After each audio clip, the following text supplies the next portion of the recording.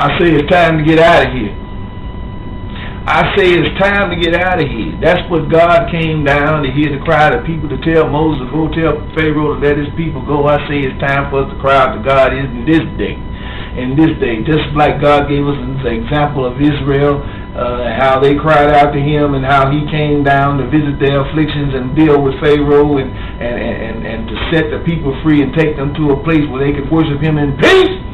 So we need God to cry, to hear our cry, and cry out to God, and so he'll come down and visit our afflictions and set us free and take us somewhere and establish us. So we need it today.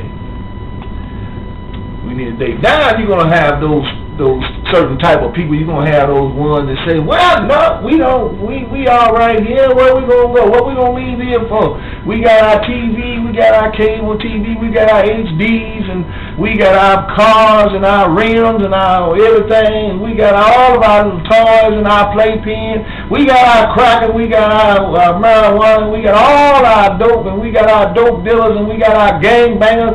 We got it going on over here. Well, it's time to get up out of here.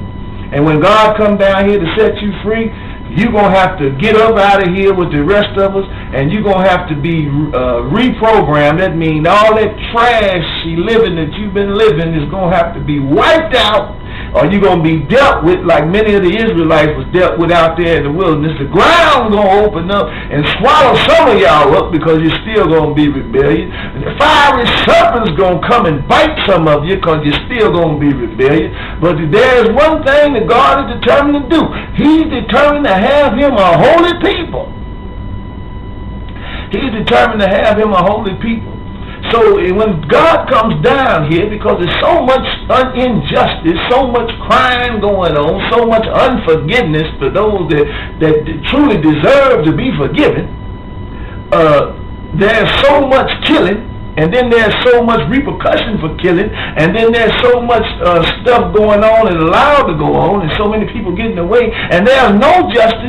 Blood touches blood, adultery, fornication, and all kind of evil things going on in the nation. And even though you know that God destroyed Sodom and Gomorrah, you still want to do the things that Sodom and Gomorrah were doing. You still want to walk around men with men and women with women. You still want to do all those things, even though you know about all the judgments of God. There's no secret to how God, what God's mind and how he feels about those things. But you still go on and put it in his face every day, and then you're going to turn around and going to go to the city halls of the land, and you're going to go out down there and you're going to make laws to okay men marrying men and women marrying women. You want to do all those things because God has been still. But let me tell you, all the ones that want to be delivered better cry out to God, because God will send deliverance. Just cry out to God, because he will send deliverance. And when he sends deliverance, get up out of here. And like the Bible said, don't look back. Don't look back.